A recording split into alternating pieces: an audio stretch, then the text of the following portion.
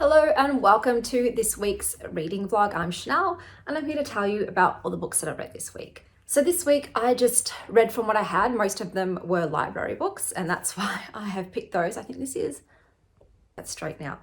So let me tell you about the first book I read. So I read The Witch of Wild Things. One of my YouTube pals was reading it. I'll put her up here, her channel up there. I love her channel. And this was already on my TBR. But after hearing her high praise, I thought, okay, let's bump it up. Let's just read it now. Let's not wait, let's do it. So this book is about a group of three sisters who live in a house with their aunt. It gives charmed vibes, but toxic. And all three sisters have magical powers. So the eldest is Sage and she's basically a plant witch. So not only can she grow plants a la poison ivy, she can talk to them. So that was my favorite part of the entire book. Her having conversations with like oak trees and mycelium, like that's a dream. I think it's amazing. So she's kind of the plant whisperer. And then you've got her next sister, Teal, who is the worst. Like she is the absolute worst. Her power is basically, she's like the Storm from X-Men, but one that nobody wanted. She can't control her powers. So whenever she loses her shit, which she does quite a lot, it's an electrical storm, lightning strikes, and they lose power in their house. So that's her. She's a doll. And then you've got the younger sister, Sky, and she is basically Dr. Dolittle, and she can communicate with the animals, and the animals love her. So super adorbs. So you've got these three sisters living with their aunt because their mum is also awful, straight up awful. She's had all of her three children with three different baby daddies. None of those daddies wanted anything to do with their daughters' lives, so they're not in the picture. And then one day their moms met a dude and he didn't want kids. So she's like, all right, that's cool. I'll just abandon these three and bounce. And that's what she did. And they haven't heard from her since. So, but instead of their maternal grandmother taking them in, she's also a real piece of work. So she ended up marrying a white rich man and decides to, leave her riffraff family behind and live the high life. So she's not in her granddaughter's lives, but luckily her sister, so their great aunt, I guess, decided to take them in and they live with her. But besides providing the bare minimum, like shelter and food, she's kind of not a parent whatsoever. All of the parenting responsibilities fall onto Sage. So I think she was only like 7 at the time all of this happened. She's cooking and cleaning and taking care of everyone. And you think that they would be grateful? Oh no. So her next sister Teal and her aunt just abuse the shit out of her. So they make her feel like she's nothing. They make her feel like she's always messing up. Everything's her fault. Nothing she does is good enough. I'll leave that there. I'll come back to it later. What happens is the younger sister heads off with Teal. So Sky and Teal go off. They mess around on a cliff and find out, meaning that Sky takes a tumble off the cliff and is presumed dead. Her body is never found, but it's been like, how many years? I think it's like 10 years or so, and they've never found her. And basically, Sage does the smart thing and leaves. She gets herself out of that house and she goes and lives her own life. She ends up sleeping with her boss. That goes badly. He fires her. She has to move back home out of necessity. So she comes back and she ends up in this position where she is working for a plant guy that she used to have a crush on as a teenager. And there's also another guy that works for Plant Guy that she was also in love with as a teenager. Second dude, his name is Tennessee, and she had an online AOL kind of romance with him, but he never found out her identity because something happened that he did that broke her heart. So she's got these two guys that she sort of had massive, teenage girl crushes on, and she's working with them. Unfortunately, her aunt and her sister Teal are so toxic. So, okay, the things that I loved about this book. What I loved about this book was the magic. I loved it. I loved all of their powers. I loved the plants. My God, it was so cozy and it really appealed to my green thumb. I love those bits of the book. I love Sage. I think she's a badass and I adore her. She definitely deserves better. I liked the mentions of food in this. Oh, I was salivating. Oh my God, it sounded so bloody delicious every time they talked about food. I'm like, yes, please, yum, yum. The house itself as a place, as a setting, loved it. Like I said, it was giving me charmed house vibes and I'm like, yes, please. Her sister Sky, she was lovely. The one that is, presumed dead. She was lovely at least. And there's some ghosts in this. I love that element. The ghosts are quite pervy. And if you read it, you'll know what I mean. And that made me giggle. Things I didn't like. So this book, I gave 4.25 stars. What dragged it down for me, there was sort of two things. One was the romance. So the romance between her, and I'm not going to say who, it was okay. The sex scenes, I don't know, they just felt a bit cringe. There was something that just wasn't connecting for me. The dialogue and the banter between them, it felt off. So I didn't love the romance in this one in particular. There's something Sage doesn't come clean about immediately. Like, she's not honest right away as soon as the first opportunity presents itself for her to be honest and say like, oh, actually about that. And that really irked me. I didn't see any reason why she shouldn't just get it all on the table. So that part I didn't like, that bit of dishonesty. But for me, the main thing is the abusive family. So I think maybe some people won't have an issue with it. Maybe it's triggering for me because it hits close to home. But I am of the belief that just because you're related to somebody by blood, that does not make them your family. The whole thing of like turn the other cheek and forgiveness and all that. Yeah, okay, you can forgive your family for hurting you, but you don't have to stay with them. You don't have to continue to allow them to hurt you. You can choose your own family. So the way that her aunt and her sister Teal treated her was disgusting. For instance, there's this one scene where Sage sees abuse being committed and she speaks up. She calls it out and they're like, why are you causing trouble? Yell at her for it. They're like, why do you have to be a troublemaker? Why do you have to cause shit? What's wrong with you? Why are you always stirring stuff up? Why can't you just keep your mouth shut? And I'm like, are you seriously telling someone that if you see abuse, stay silent? Don't speak up? Don't say, hey, that's not okay? Like, are these people for real right now?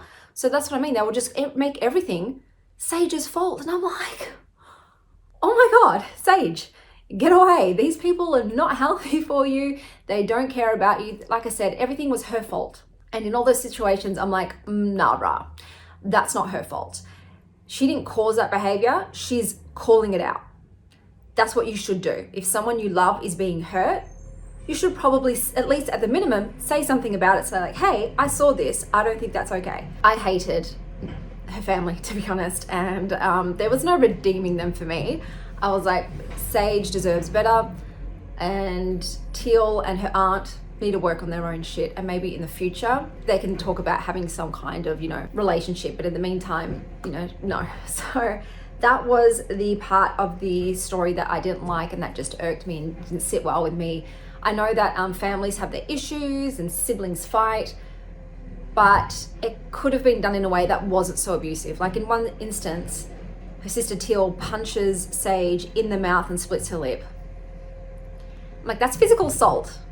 If Teal was a boy, if his name was Thomas, and Thomas punched his sister in the mouth, would everyone be like, hey, you need to patch things up with Thomas? Like, you need to get Thomas to be, cool with you again. It's all on you. You should really repair your relationship with Thomas. No, I don't think anybody would be saying that. But because Teal's a girl, like, it's okay. Like, hey, be nice to your sister. She punched, you deserved being punched in the mouth. No one deserves to be punched in the mouth. Okay, unless that person is already physically assaulting you. So that's the only thing that really brought it down. Otherwise, I loved the vibes. It was very cozy. I liked the writing. Like I said, Sage was amazing. I absolutely loved her. But like I said, it could have been just a 5-star read for me, but there were some things I'm like, oh, I didn't love that bit of it. But overall, it was a really enjoyable read and I enjoyed it. The next book that I read is Delphi, and I've given this 4.75 stars. It was so close. It was so close to 5. So I'll try and tell you what this is about.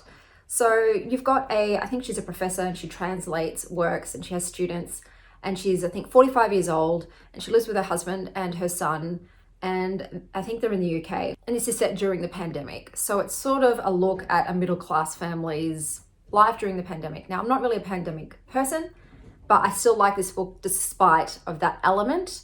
I really enjoy the writing. This book is set up so that each chapter is headed by some sort of mancy, so a divination tool. You've got like a taromancy, so tarot is featured predominantly in this book, not just in its chapter. It's referenced repeatedly, and even pictures of the tarot cards that she pulls are shown, which I thought was cute. I love illustrations in books, so I'm all for that.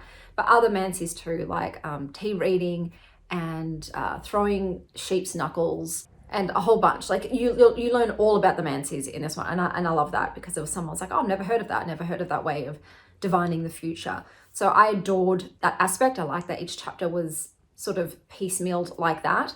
The book opens with the story of the Oracle of Delphi, the Pythia. So there's a lot of Greek mythology interspersed in this book, and I think it's because the author must have some sort of education to do with mythology and that sort of thing. I love that. I'm a Greek mythology bitch, so I was eating that up. But like I said, I love the way it was written. It almost felt like a journal entry of this woman and her life with her son and her child. I read it to the end. I'm not like normally a big fan of litfic, but this one just did it for me. There was also like a lot of facts interspersed in it. Like for instance, I learned that the German word for panic buying is Hamsterkauf. Like it's like pretty much you get this vision of a squirrel shoving acorns into its mouth to store up, you know, like for the winter. And I just thought that was adorable. I love it when there's like foreign words that epitomize the feeling or the message of something in just one word, and that was so cute. But I loved all the little bits of facts and tidbits interspersed throughout the book as well. The only thing that brought it down for me was the brief thing of infidelity. Like, I'm just not a fan of infidelity in books in any way. Even if I understand the reasons for it, I just don't like it. But it was a very short part of it. But otherwise, I just really enjoyed the book. And like I said, I liked the writing style. I liked all the forms of divination in it and the Greek mythology that was laced within the piece itself. And just that feeling, like I did relate to some parts of obviously what life was like during the pandemic, especially with the kid that you had to homeschool at home. And yeah, I had a great time. I loved the cover. So this book has multiple covers. If I can remember, I'll put them all up here. So it has so many. My favorite though definitely is the wilted tulips with the yellow. It just strikes me. 4.75 star. I think this is the highest rated book so far this month for me, which is so surprising. I never used to really like litfic whatsoever, but somehow I'm finding good ones. So it's weird. Even though fantasy is still, you know, my jam. If you see my stats at the end of the month, it'll be like fantasy and then romance and then litfic. So the next book that I read is The 7 Year Slip. So this is a romance book, and I liked the author's previous one, which was something about dead romantics, I think it was. And I liked that idea of it. This author tends to write books based on movies I've seen. So the Dead Romantics one, I think it was like that movie with Reese Witherspoon where, you know, she's dead and this guy moves into her apartment and they fall in love. And then this one is like, I think it's called The Lake House. It's that movie with Sandra Bullock and Keanu Reeves where they correspond through the magical letterbox, but they exist in different times. So in this one, you've got the main character, Clementine, and she has just moved into her dead aunt's apartment. And in this apartment, sometimes you can slip back 7 years or forward 7 years in the apartment. And so when the aunt was living there, she ended up one day going back in time when the previous owner, another lady, lived there, and they ended up having a romance and falling in love, but they could not make it work in the current present time because obviously the woman back then was 7 years. She's had to wait 7 years to get to the present time with her aunt. So that's the issue with that. So you meet someone, it's 1997 for you, it's 1990 for them. So you can say to them like, hey, come find me present day. And then they'll have to wait until 1997. But like, then I'm like, would they just find you back in the past then? But somehow it doesn't work that way. So that's the biggest issue I had. I was like, there is no way that you're telling me that you go in that apartment, you meet someone 7 years ago, you fall in love, you tell that person, hey, look, I'm actually from the future. And that's why I'm only like dropping in and out sporadically. You're telling me that person isn't going to go in their time and find you and be like, hey, do you want to go out for a date? Like, obviously, I'm not going to say to you back then, I met your future self. But like, you're telling me that you're not going to try? I don't buy it. So that's what really brought it down for me. Like I said, I love the idea of it, especially in regards to being able to see loved ones that have passed away. That really hit me in the feels because I thought if I could be in a place and I could go back in time and like, for instance, my late Yaya was there, it would be so hard to leave to go back to your present time. You know, you'd want to stay in the past, but however long you spend in the past, that's how many days you're missing in the current world. So for instance, when Clementine went back for 3 days in her present life, she was MIA for 3 days. No one could contact her. So you do pay a price by staying in that future or past time. But yeah, that really, those bits about the grief and being able to be with loved ones again really hit me in the feels. But the love story, I wasn't a big fan of. The guy kept calling her Clementine, and he just kept using her name over and over again, like, hey, Lemon, what do you want on your waffles, Lemon? Lemon, you're looking cute today. Lemon, how about you come back to bed? Lemon. Hated that. That got really annoying and repetitive fast. I'm like, I understand having a nickname, but don't beat it to death. Like, don't use it 3 times in the same sentence. It's too much. So I didn't love the love story because once again, it's the same thing where I'm like, are you really telling me that you're just going to go 7 years without finding them, that you're not going to try to, you know, get with their current day selves, like their past self. That doesn't make sense to me. Because if I was in an apartment and some beautiful human being appeared and we fell in love and then they say to me, hey, I'm actually from the future, I'd be like, well, where are you now in this year? And I'm going to go find you. Like, I would try, because I know at the very least, future them would want to be with me. So I may as well try. I've got 7 years. But I know that whole thing of like, well, it would have already happened. You know, the time travel thing, it just does my head in sometimes, the time travel thing, because it's just like, okay, don't want to use time travel logic. That's the only reason like I didn't really give this book higher. Like the 3.5 stars is for the idea. I love the idea, but I'm going to be honest too, I was quite bored in the beginning. I was like, when's it going to get into it? I don't want to hear about her job. I don't care. Like, I just don't care about her day-to-day happenings. Get to the juicy bits. So with romance, I don't want to wait a really long time for the intended couple to meet. Like, I want that to happen pretty soon, not chapters and chapters and chapters away. So this was a 3.5 stars. It was fine, you know, but it could have been better. So I'm off to the library today. I'm going to pick up 2 books. So these books are called Bellies. I've reserved this because I saw it everywhere. It's very provocative, okay? You've got a very peachy looking cover and it's called Bellies, and I feel like it's probably a lot to do with sex. I don't even remember what the blurb was. I remember I saw it at the bookstore, picked it up, read the blurb, I was like, I'll go and reserve that at the library. So I'll obviously read the blurb once I pick the book up from the library, but I've got that one. And I've also got another one called Talking at Night. I think these are both litfic. Litfic covers draw me in. What can I say? This is obviously a bit of a litficky week, besides the paranormal romance, I guess, and the cozy Witch of Wild Things book. So, but I'm not hating it. And they've all got, besides Witch of Wild Things, they've all got like yellow, orangey covers. So I thought that was kind of cute, you know. That's going to look nice on my thumbnail. So I'm going to go pick those up at the library. I'm going to take my kids out today to do a bit of shopping. It's school holidays, so I thought we'd go out and do some things together. I just got my new diary. So I wanted a new, I might do an overhead shot showing you a quick flip through, a new planner. And I thought I'd get this one because I love the botanical illustrations.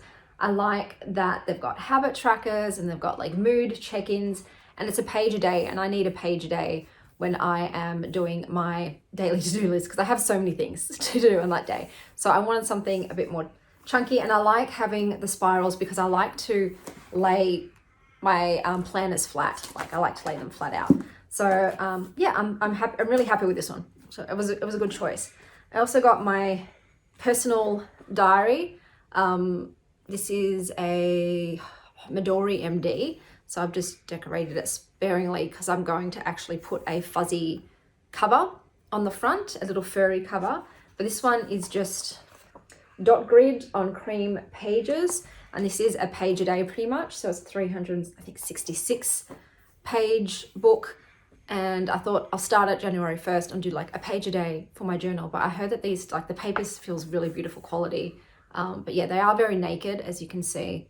So I'm getting a furry cover to protect it. But I'm excited about starting with this next year. You can also tear the edges, perforate it, so that way you can get to the exact page very easily. But yeah, I'm excited. Getting to like stationery at the moment. So I don't really normally buy much makeup. Like I used to be an extreme minimalist, and even though after I had kids that was no longer possible, like for me to keep the house with extreme minimalism, I never like really added to my makeup collection. I don't like to have too much makeup because it's just too overwhelming, and I just like to keep it simple.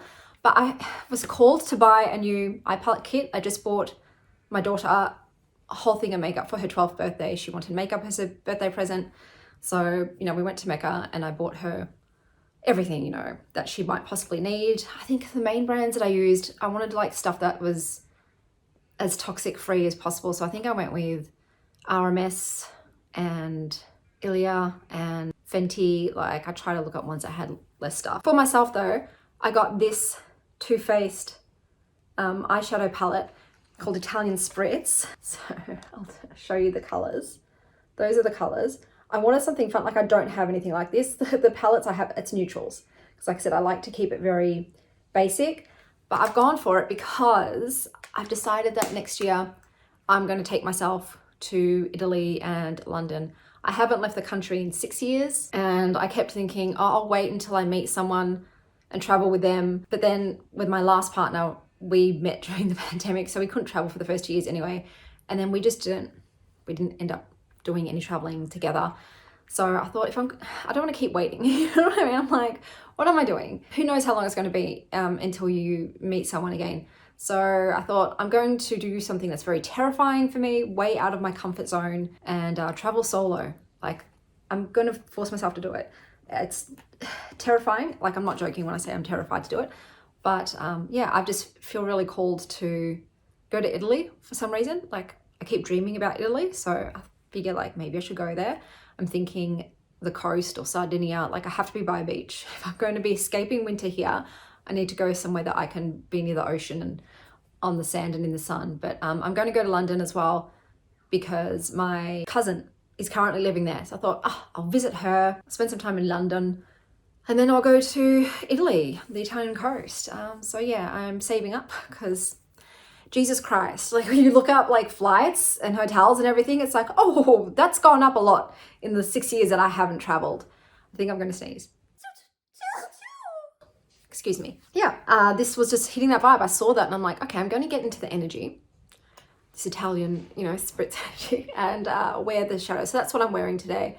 I've got, this palette on, some peaches. It's called, let's see what I used. I used Holy Cannoli, Ciao Bellini, and Feelin' Saucy with Gelato.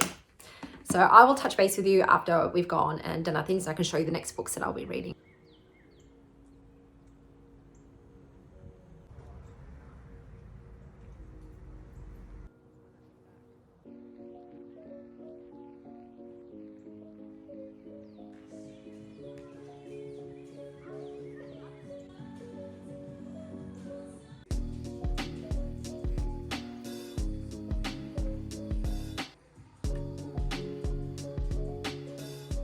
Hello, we are back from our little trip out. The waffles and the boba were pretty mediocre. The fries were nice though, so we did have some nice fries, and I did get some stuff from the library. It is so cold today though.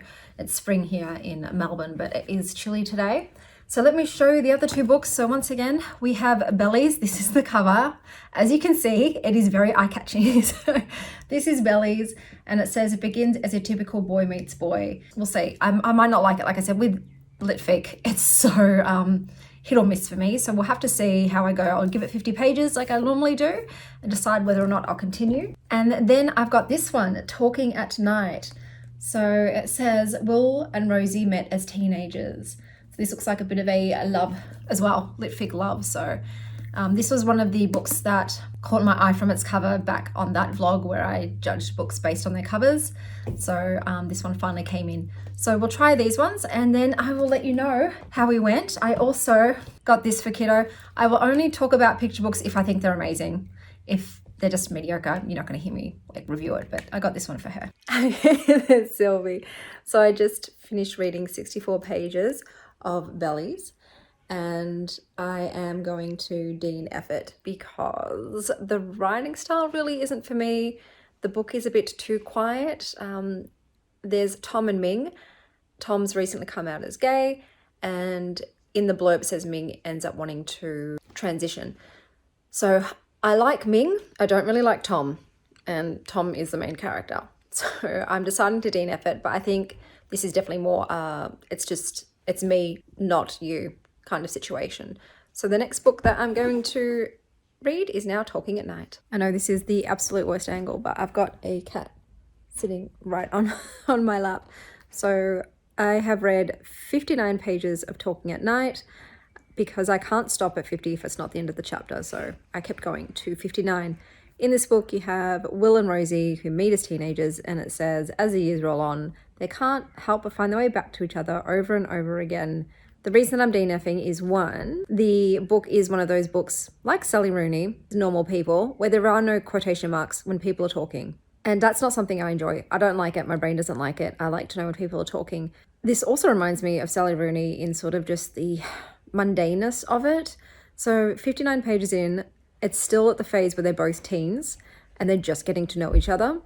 That is way too long. They're not even in love yet, and I could not listen to them talk anymore. I can't read about teenagers that young in school, clumsily having conversations. It's not for me. It's not for me. So I've decided not to persevere. That's enough, because I didn't like Sally Rooney's Normal People either. wasn't for me, and I think this is of the same vein. So maybe if you like that, you'll like this. I don't know. But yeah, it just kind of sucks because we started this week off so strong and then it's just completely flopped right at the end. But I'm going to end the vlog here, and until next time, stay well, Star Child.